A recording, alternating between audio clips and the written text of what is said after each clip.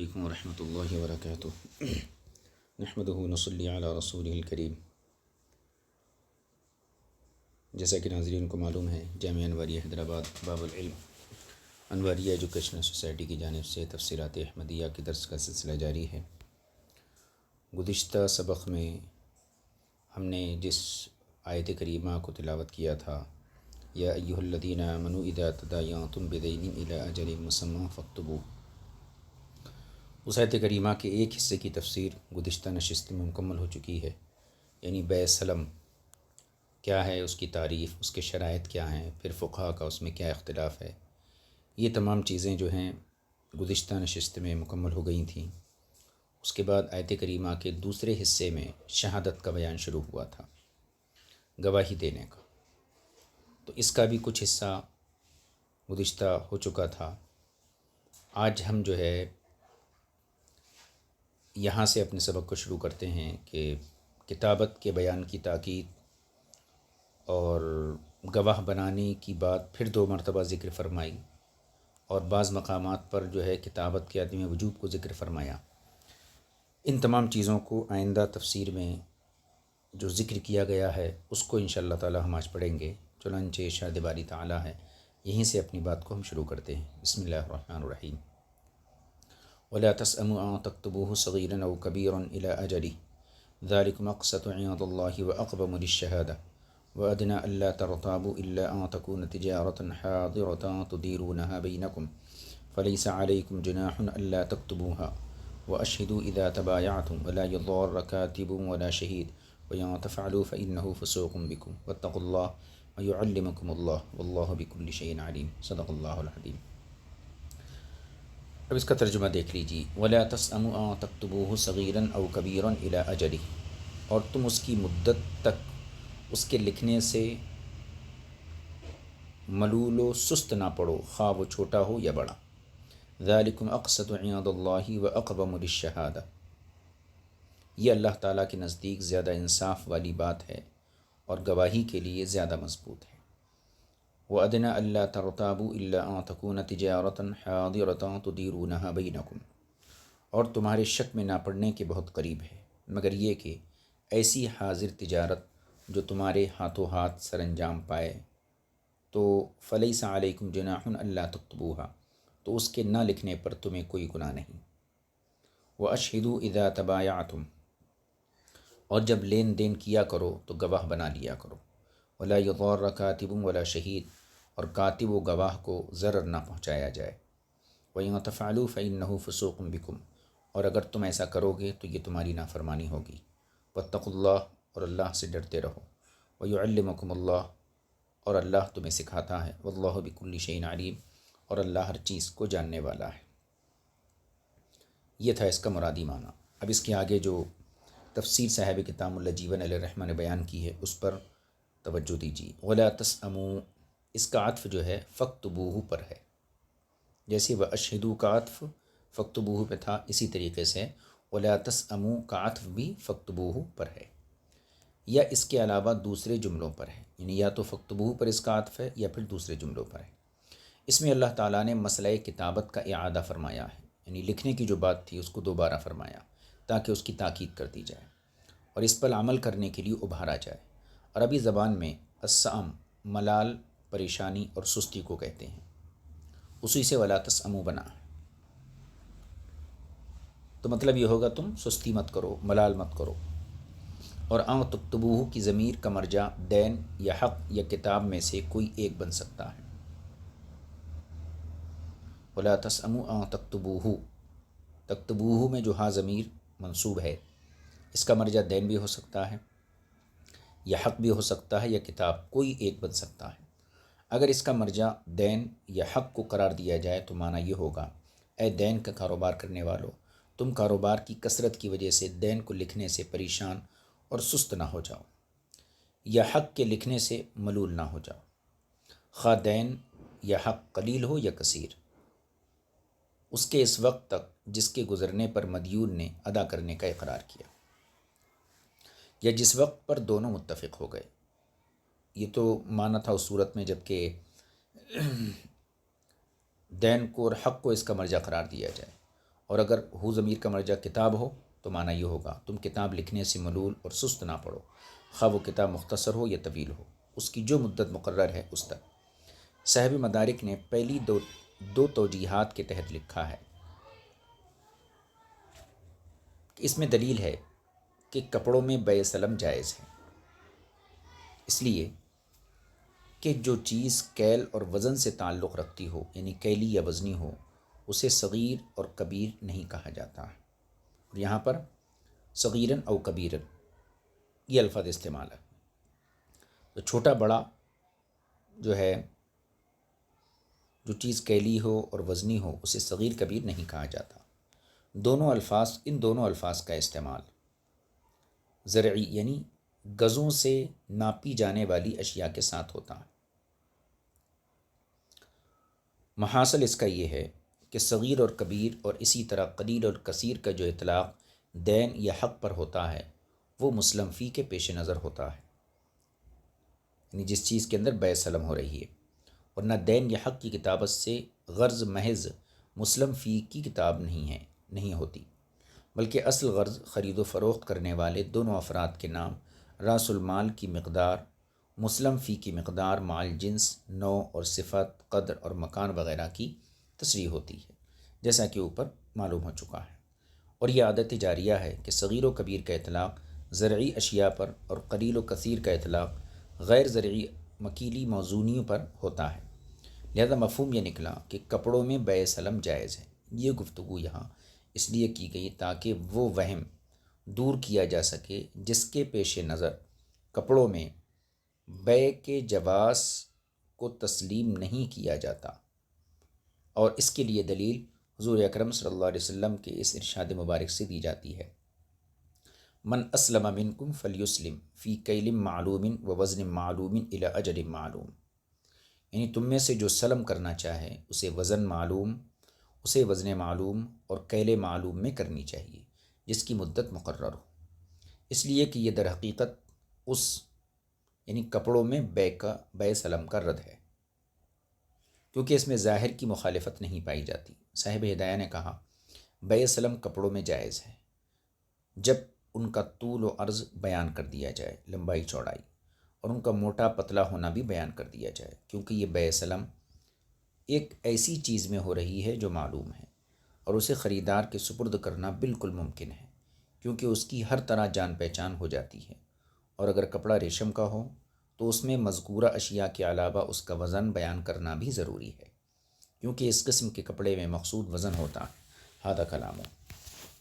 یہ صاحب ہدایہ کا کلام تھا۔ آگے فرماتے ہیں قول باری تعالی جو ہے ذالکم، اس کا مشار الیہ ان تکتبوہ ہے، یعنی دین کی لکھت پڑھت، دین کا لکھنا اللہ تعالیٰ کے نزدیک نہایت عدل کے مقام پر ہے، اور گواہی کی ادائیگی و اقامت کے لیے بہت مددگار ہے، اور گواہ و حاکم اور صاحب حق کے لیے شک و شبے کے خاتمے کے لیے بہت قریب ہے، کیونکہ ایسا بعض دفعہ ہو جاتا ہے کہ مقدار یا صفات میں شک پڑ جائے تو اس صورت میں لکھی ہوئی تحریر کی طرف رجوع کرنے سے یہ شک اور شبہ دور ہو جاتا ہے یا دور ہو جائے گا۔ ذالکم اقسط، اب اس کے بعد آیا لفظ اقسط اور اقوم۔ اقسط اور اقوم دونوں سیبویہ کے مذہب کے مطابق اقسط اقامہ سے اس میں تفضیل کے صیغے ہیں، یا قاسط بمعنی ذی قسط اور قویم سے ماخوذ ہے، یعنی اقوم قویم سے ماخوذ ہے کہنا چاہیے، اور اقوم میں جو واو ہے اسی طرح درست ہے جس طرح فعل تعجب میں درست ہے، کیونکہ اس میں جمود ہے جیسا کہ بیضاوی میں ہے۔ او ادنا کا الف واو سے تبدیل شدہ ہے، اس کا اصل مادہ ہے دنون جیسا کہ مدارک میں ہے، اور الا ان تکون تجارتا حاضرتا تدیرونها بینکم، کتابت کے امر سے استثناء ہے، جو کتابت کا حکم دیا گیا ہے اس سے یہ استثناء ہے۔ اور تجارتاً حاضرتاً اس کا اعراب یہ ہے، یا تو یہ منصوب ہے کیونکہ کانا کی خبر بنے گا، اور تدیرونہا اس کی صفت بنے گا، اور کانا کا اسم پوشیدہ ہوگا، جیسا کہ امام قاری عاصم رحمۃ اللہ علیہ کی قرأت ہے۔ یہ صورت تھی نصب کی۔ یا پھر تجارتاً حاضرتاً مرفوع ہوگا، اس لیے کہ یہ کانا کا اسم ہے۔ اس صورت میں کانا تامہ ہوگا یا ناقصہ ہوگا اور اس کی خبر تدیرونہا ہوگی،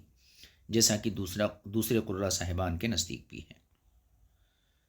مگر یہ کہ تجارت یا معاملہ ایسی تجارت ہو جو حاضر ہو، تمہارے ہاتھوں ہاتھ ہوتی ہو،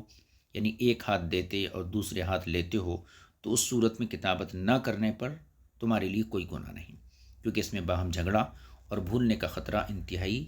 کم ہوتا ہے۔ تو کتابت کے حکم سے ایسی تجارت کا استثناء کر دیا گیا جہاں ہاتھوں ہاتھ لین دین ہوتا ہو، چونکہ یہاں پر خطرے کا جھگڑا نہیں ہوتا، اس لیے یہاں پر کتابت کا حکم بھی نہیں دیا گیا۔ تجارتاً حاضرہ، ظاہر کے اعتبار سے وہ تجارت ہے جس سے ایجاب قبول حاضر ہو، اگر اسے اس کے حقیقی معنی پر رہنے دیا جائے تو پھر ہر قسم کی بے خواب و سلم ہو یا کوئی اور قسم ایسے ہی ہوگی۔ پھر جب اللہ تعالیٰ نے اسے تدیرونہا بینکم سے مقید کیا تو اس سے وہ بیعات یعنی وہ بیعیں خارج ہو جائیں گی جن میں ثمن یا مبیع کی ادائیگی فوری نہ ہو بلکہ اس کی مدت مقرر کی گئی ہو، یا پھر مجلس عقد میں حاضر نہ ہو یا مجلس میں اس پر قبضہ نہ کیا گیا ہو، اور وہ بیعات اس میں شامل رہیں گی جن میں دونوں بدل مقبوض ہوں یعنی قبضہ کیے گئے ہوں، خواہ وہ دونوں بدل متعین ہوں یعنی عین کے بدلے عین ہو، جیسے بیع مقایضہ میں ہوتا ہے، یا ثمن کے بدلے ثمن ہو جیسے بیع صرف میں ہوتا ہے، یا ایک طرف سے عین اور دوسری طرف سے ثمن ہو جیسا کہ مطلق حالی بیع میں ہوتا ہے۔ اور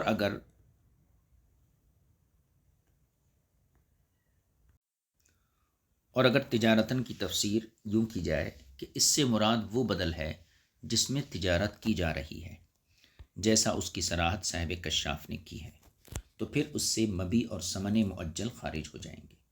یا جو مجلس میں غیر حاضر ہو، لیکن اس سے ان دونوں میں تقابض کی بات مفہوم نہیں ہوگی، یعنی قبضہ کرنے کی بات نہیں سمجھی جائے گی، اس لیے تدیرونہا بینکم کی ضرورت پڑے گی۔ مختصر یہ کہ جب دونوں بدل ایسے ہوں کہ اسی مجلس میں ان دونوں پر قبضہ کر لیا گیا ہو تو پھر اس وقت کتابت نہ کرنے کی رخصت ہے۔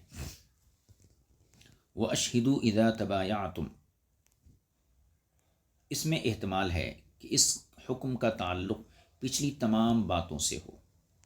یعنی جب تم بیع کرو تو گواہ بنا لو، تو گواہ بنانے کا تعلق پچھلی تمام باتوں سے ہو، یعنی جب تم مطلقاً بیع کرو تو گواہ بنا لیا کرو، کیونکہ ایسا کرنا احتیاط کے بہت قریب ہے۔ تو ایک مطلب تو یہ ہے، ایک احتمال تو یہ ہے کہ تمام باتوں سے اس کا تعلق ہو اور مطلقاً بیع کے بارے میں یہ حکم ہو، اور یہ بھی احتمال ہے کہ اس کا تعلق صرف تجارتاً حاضرتاً سے ہو، یعنی جب تم اس قسم کی بیع کرو تو گواہ بنا لیا کرو۔ بہرحال کوئی بھی احتمال لیا جائے، چاہے اس کا تعلق پیچھے تمام باتوں سے لیا جائے یا صرف جو ہے موجودہ بیع سے لیا جائے، یہ حکم ندب اور استحباب کے لیے ہے، وجوب کے لیے نہیں ہے،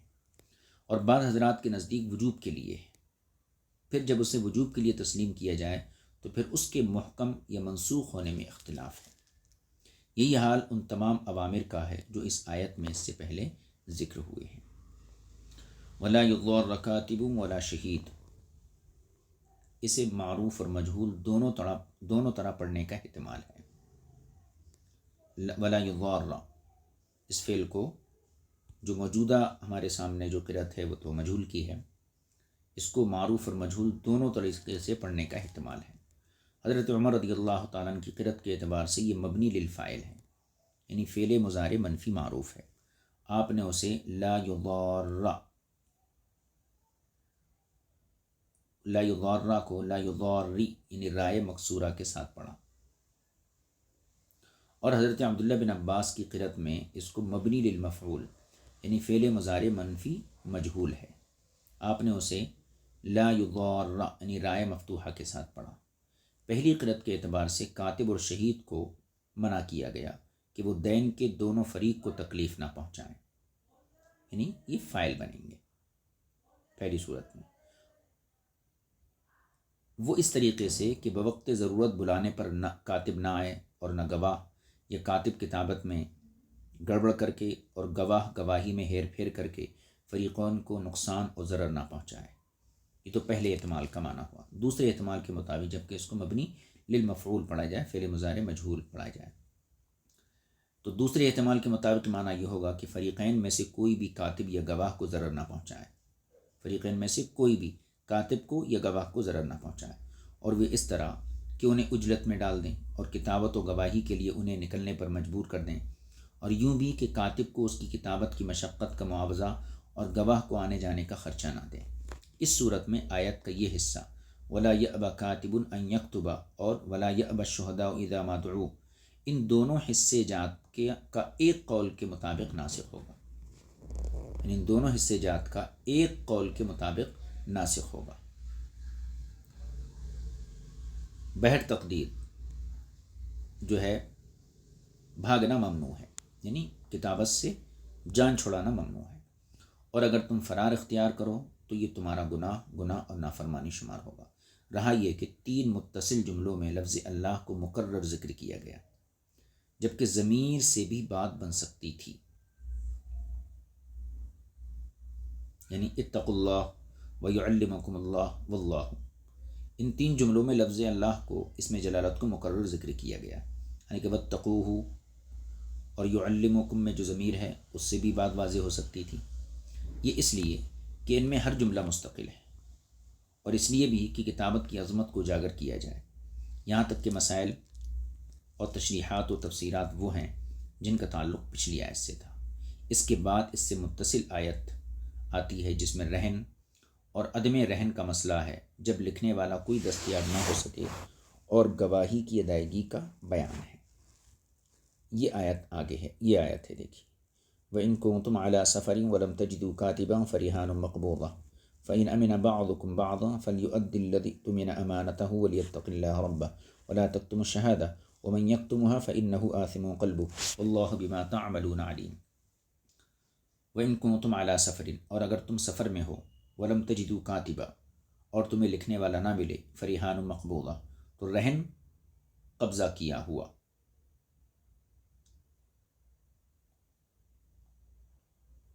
فَرِهَانٌ مَّقْبُوضَةٌ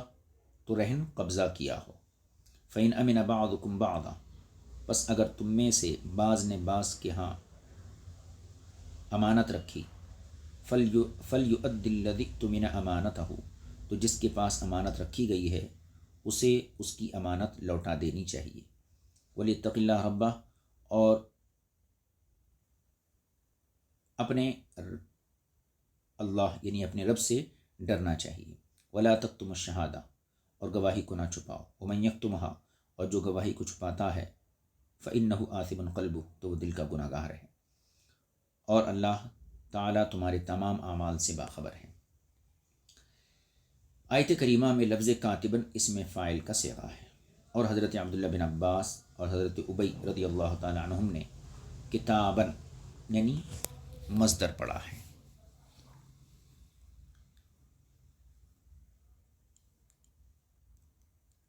اور کتباً کتاباً جمع کے صیغے سے بھی پڑھا گیا ہے، اور لفظ ریحان را کے کسرے کے ساتھ اور حرف ہا کے ساتھ الف کے ساتھ رہن کی جمع کثرت ہے، اور اس لفظ کو رہن رائے مفہومہ اور ہا کے ساتھ بھی رہن پڑھا گیا ہے، اس تلفظ کے ساتھ بھی یہ جمع ہے، اور بعض دفعہ ہا کو تخفیف کے پیش نظر ساکن بھی پڑھا جاتا ہے رہن، اور لفظ مقبوضۃ اس کی صفت ہے، اور یہ دونوں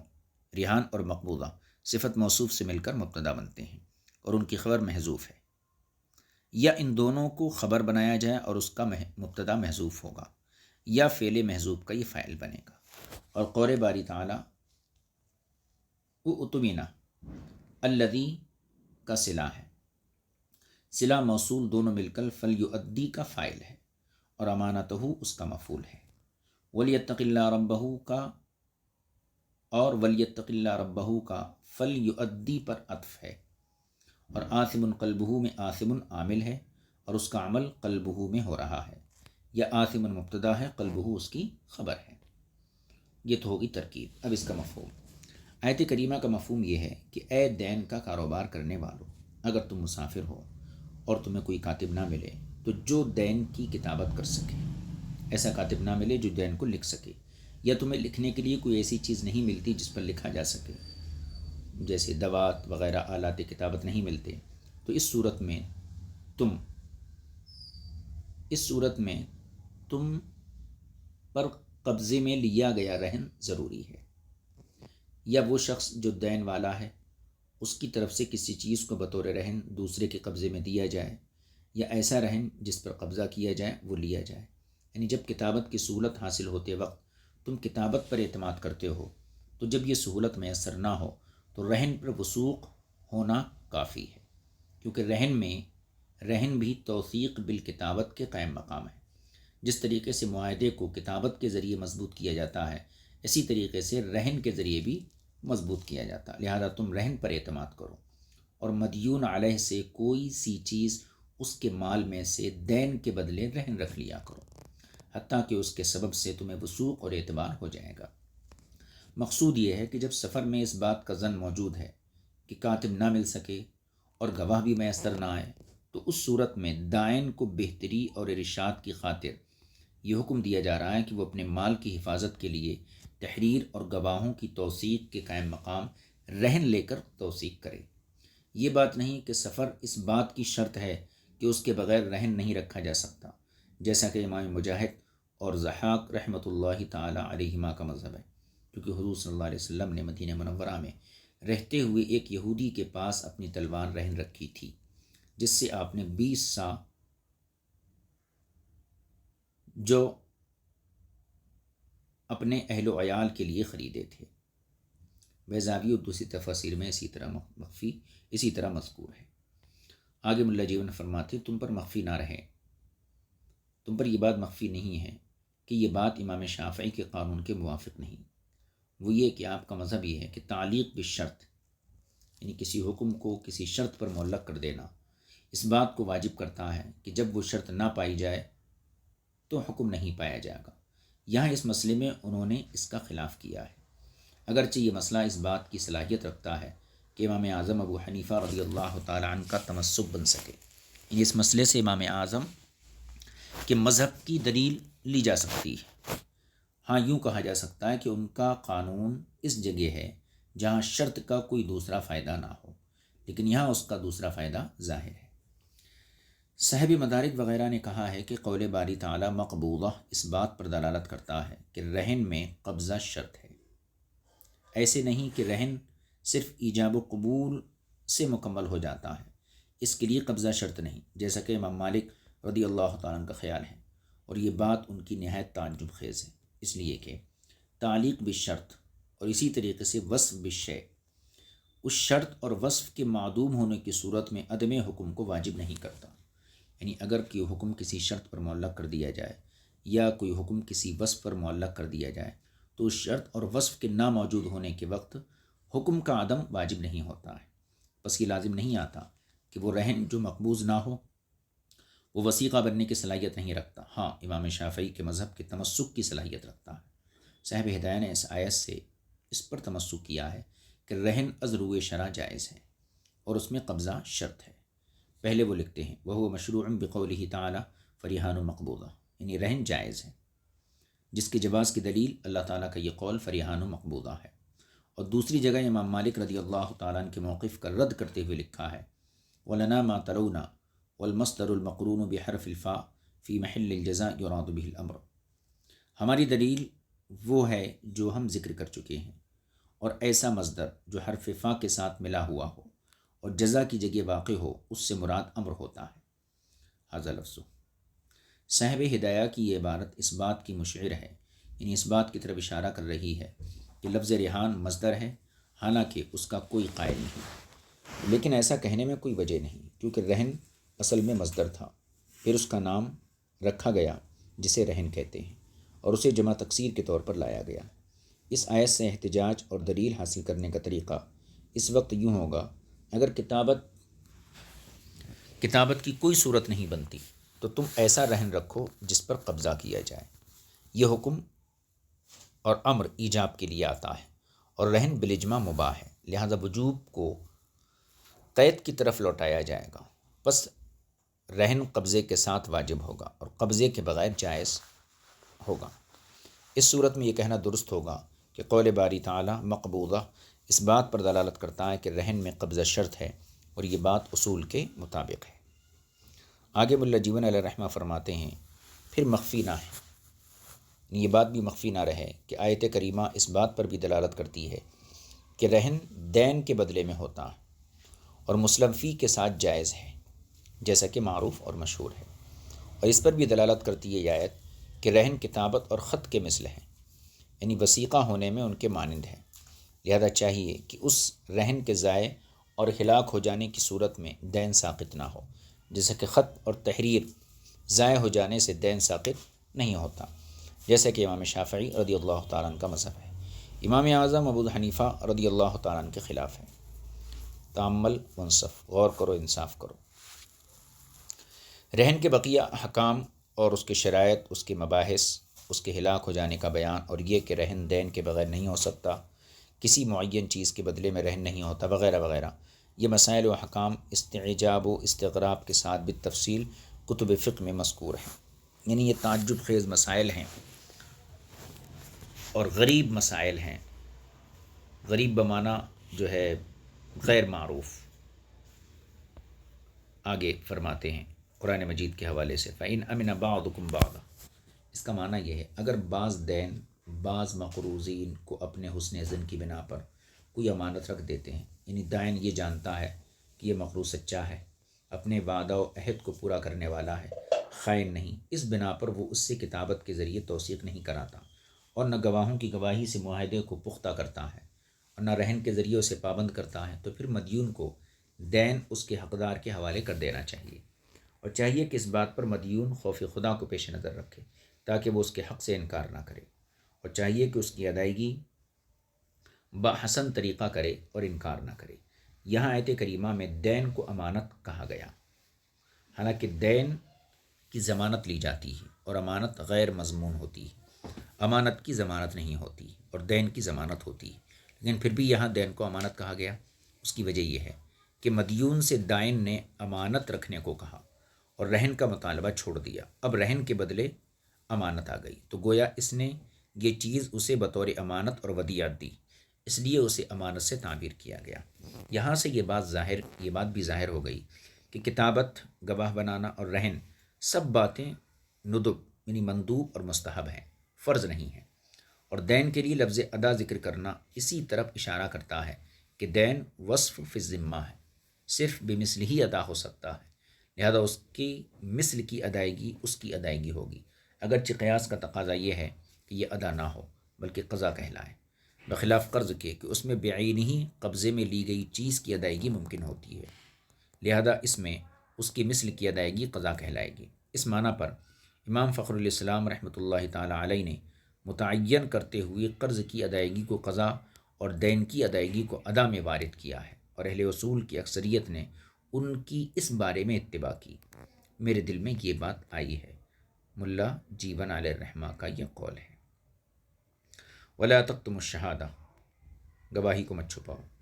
اس سے گواہوں سے خطاب ہے، اور ہر قسم کی گواہی میں انہیں گواہی چھپانے سے منع کیا گیا ہے، خواہ انہیں گواہ بنایا گیا ہو یا نہ۔ یہ نہیں گواہی کے تحمل اور اس کی ادائیگی سے متعلق، گواہی دینے اور اس گواہ کی ادائیگی کرنے سے متعلق ہے، اور یہ بھی کہا گیا کہ اس سے خطاب مدیون حضرات کو ہے۔ اس وقت گواہی سے مراد ان کی خود اپنے بارے میں گواہی ہوگی جو ان کے اور اللہ کے درمیان ہے۔ بہرحال جو بھی گواہی کو چھپاتا ہے وہ گناہ گار ہے۔ آیت کریمہ میں قلب کو ذکر کیا گیا، جبکہ مراد صاحب قلب کی پوری شخصیت ہے۔ فَإِنَّهُ آثِمٌ قلبُ فرمایا، اس کا دل گناہ گار ہے، حالانکہ پوری شخصیت مراد ہے، اس لیے کہ گواہی کا چھپانا دل سے تعلق رکھتا ہے، جیسے کہ کہا جاتا ہے آنکھ زانی، کان زانی۔ یا قلب کا اس لیے ذکر ہوا کہ تمام اعضاء کا یہ سردار ہے، اس کے افعال تمام افعال سے عظیم ہوتے ہیں۔ کیا تمہیں نہیں معلوم کہ اصل نیکی ایمان اور اصل برائی کفر ہے، اور ان دونوں کا تعلق قلب کے ساتھ ہے؟ پس گویا کہ کہا جا رہا ہے کہ جس نے گواہی چھپائی اس کا گناہ اس کے نفس میں رچ بس جائے گا، اور انسانی اعضاء میں سے اشرف عضو اس گناہ کا مرتکب ہوگا، جس کی وجہ سے یہ گناہ دوسرے اعضاء کے گناہوں سے بڑھ جائے گا۔ حضرت عبداللہ بن عباس رضی اللہ تعالی عنہما سے مروی ہے، اکبر الکبائر الاشراک باللہ و شہادت الزور و کتمان الشہادہ، سب کبیرہ گناہوں میں سے بڑا اللہ تعالیٰ کے ساتھ شریک بنانا اور جھوٹی قسم دینا اور گواہی چھپانا۔ ہاکذا ما قالوا۔ امام زاہد رحمۃ اللہ تعالی علیہ نے لکھا، قرآن کریم میں آیت مداینہ یعنی آیت زیر بحث جو آیت چل رہی ہے، لمبی اور کوئی آیت نہیں، یعنی اس سے لمبی قرآن میں کوئی آیت نہیں، اور یہ آیت ابتدا سے انتہا تک حقوق العباد اور ان کی دینی اور دنیاوی مصلحتوں سے بھری ہوئی ہے۔ اس لیے کہ کتابت گواہ اور رہن سے توثیق انسانوں کے درمیان اصلاح ہے، اور تنازعات اور اختلافات کی نفی ہے، جھگڑوں کی نفی ہے، اور اس میں دین و دنیا کی اصلاح اور بہتری ہے، اور اس کے ترک کرنے پر باہم فساد رونما ہوتا ہے، آپسی اختلاف اور فساد ظاہر ہوتا ہے، جس سے دین اور دنیا دونوں کے چلے جانے کا خطرہ ہوتا ہے، کیونکہ اگر مدیون کو یہ معلوم ہو جائے کہ مذکورہ امور میں سے کسی طریقے سے لین دین کے معاملے کی توثیق نہیں ہوئی تو یہ بات اسے انکار کی طرف مائل کرے گی۔ اگر ایسا کرتا ہے تو یہ اس کے دین میں فساد ہے، کیونکہ ایسا کرنے سے گناہ ہوتا ہے، اور دنیا کا فساد بھی ہے، کیونکہ عدم ادائیگی کی صورت میں فریقین میں لڑائی ہوگی، اور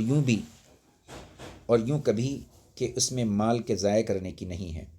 اور اس جگہ اس کی حفاظت کرنے کی نہایت تاکید کے ساتھ ضرورت پر زور دیا گیا ہے۔ اللہ تعالیٰ اپنے بندوں پر کس قدر مہربان ہے کہ اس نے ان کے لیے ان کی دنیا کی معیشت کا ذکر فرمایا، دین کے مصالح کا ذکر فرمایا، تو تم پر لازم ہے کہ اللہ تعالیٰ کے اوامر و نواہی کی تم بھی اسی طرح حفاظت کرو اور اسی طرح ان میں احتیاط برتو جس طرح اللہ تعالیٰ تمہارے حقوق کی حفاظت فرماتا ہے۔ یہ تھا امام زاہد کے کلام کا خلاصہ۔ مسئلہ مدائنہ میں دونوں آیتوں کی تفسیر ختم ہوئی۔ آیت مدائنہ میں سے دوسری آیت میں جب اللہ تعالیٰ نے دل کا گناہ بیان فرمایا اور گواہی چھپانے کی بات ذکر کی، تو اس کے بعد اللہ تعالیٰ اسی مسئلے کی مزید تفصیل ارشاد فرماتا ہے کہ گناہوں کا عزم کرنے سے گرفت ہوگی یا نہیں ہوگی۔ یہ مسئلہ آئندہ آیت میں اللہ تعالیٰ آئندہ آیت میں ہے، اس کو اللہ رب العزت کے کلام کے حوالے سے جو تفسیر کی گئی ہے